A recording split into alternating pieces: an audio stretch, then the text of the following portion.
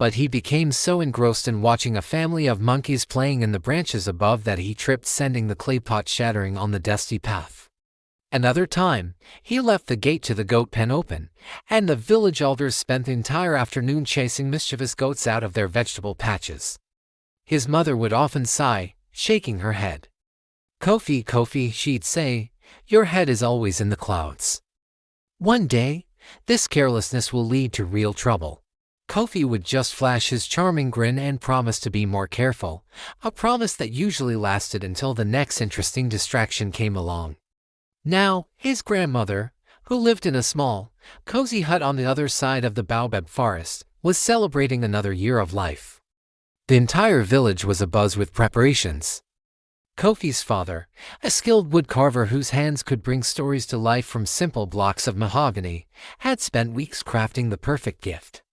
He called Kofi into his workshop, the air thick with the sweet, earthy smell of sawdust. There, on the workbench, sat a small, exquisitely carved bird. Its wings were outstretched as if in mid-flight, and every tiny feather was etched with breathtaking detail. Its eyes were two tiny, polished river stones that seemed to hold a spark of life.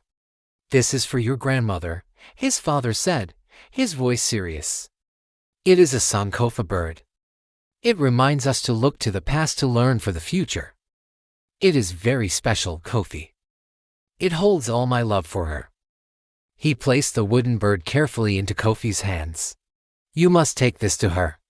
Go straight there. Do not get distracted. Can you do this for me? For your grandmother." Kofi held the bird. It was smooth and warm, and it felt important. He looked into his father's earnest eyes and nodded solemnly. "Yes, father, I will. I promise." His father wrapped the bird in a soft piece of kente cloth and tucked it securely into the small leather pouch Kofi wore at his side. "Be careful, my son," he said one last time.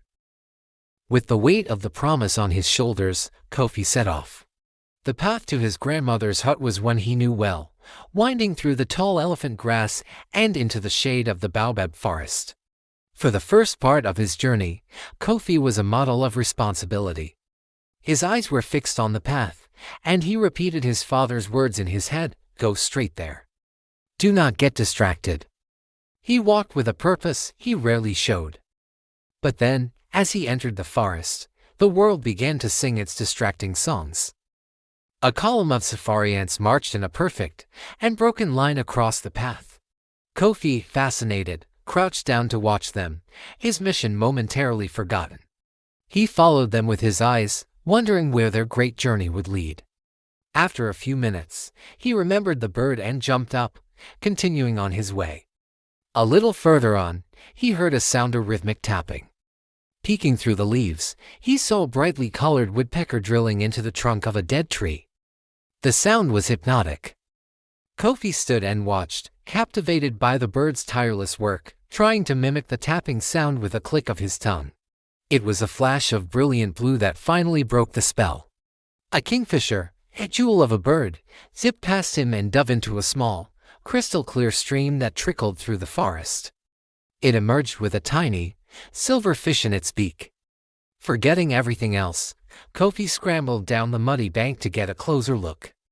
He leaned over the water, trying to spot more fish darting between the smooth stones.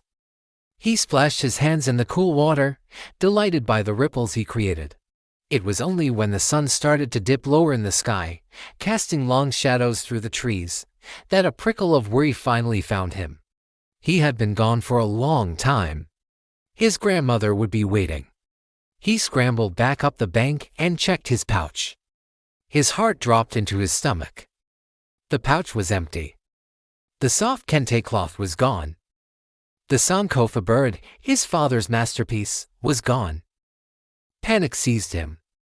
He frantically retraced his steps. He ran back to the stream, his eyes scanning the muddy bank. Nothing. He rushed back to the spot where he'd watched the woodpecker, pushing aside ferns and looking under fallen leaves. Still nothing. He ran all the way back to where he'd seen the ants, his breath coming in ragged gasps. The bird was nowhere. The forest, which had seemed so full of wonder just moments before, now felt vast and empty. The setting sun painted the sky in shades of orange and purple, but Kofi felt only a cold dread. He had broken his promise. He had lost the special gift, the symbol of his father's love. With heavy feet and an even heavier heart, he had no choice but to continue to his grandmother's hut. He couldn't turn back and face his father. As he approached the small hut, he could see the warm glow of a lantern inside. His grandmother was sitting outside, her face lined with the wisdom of many years, looking down the path as if she had been waiting for him. She saw the look on his face immediately. Her warm smile faded into a look of concern. "Kofi, my child, what is it? Your face is a storm cloud." Tears welled up in Kofi's eyes and spilled down his cheeks. He couldn't speak. He just stood there, shaking his head, consumed by shame.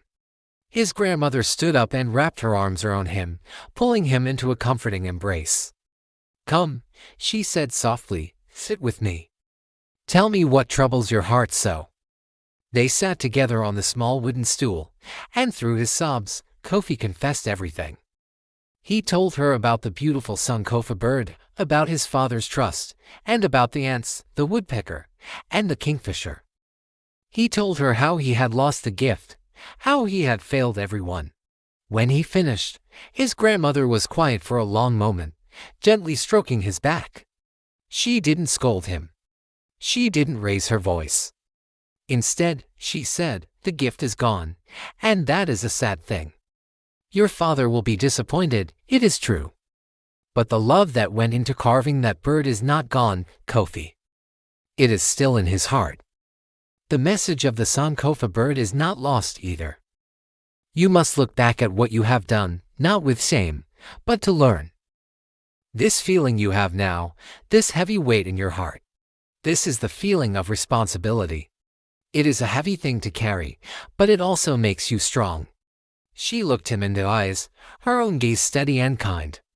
A broken pot can be mended, even if the cracks still show. A lost goat can be found. A broken promise, that is harder. You cannot find it. You must rebuild it. You must show your father, and yourself, that you have learned. Kofi listened, her words sinking in deeper than any scolding ever could. He spent the evening with her, not celebrating, but helping. He fetched her water, making sure not to spill a drop. He helped her mend a fishing net, his fingers carefully tying the knots. For the first time, he focused completely on the task at hand. The next morning, he woke with a new resolve. He said goodbye to his grandmother and walked back home, not with the lightness of a carefree boy, but with the steady pace of someone who understood his mistakes. When he faced his father, he didn't make excuses. He looked him straight in the eye and said, "Father, I lost the Sankofa bird. I was careless, and I broke my promise. I am so sorry." He saw the disappointment in his father's eyes, and it hurt more than any punishment. But then, he said, "I want to make it right. Please, teach me. Teach me how to carve. I want to make a new gift for grandmother. It won't be as good as yours, but it will come from my own hands, and it will hold my promise to be better." His father looked at him for a long time, seeing not the flighty boy of yesterday, but a young man standing before him.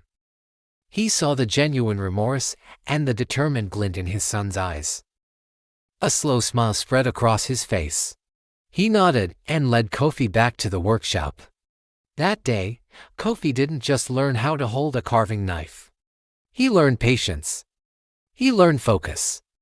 He learned that responsibility wasn't just a word, but a choice you make, over and over again, with every action. And in the sweet-smelling dust of the workshop, a careless boy began to carve a new future for himself. Thank you for watching. If you enjoyed this story, please like and subscribe for more tales from around the world.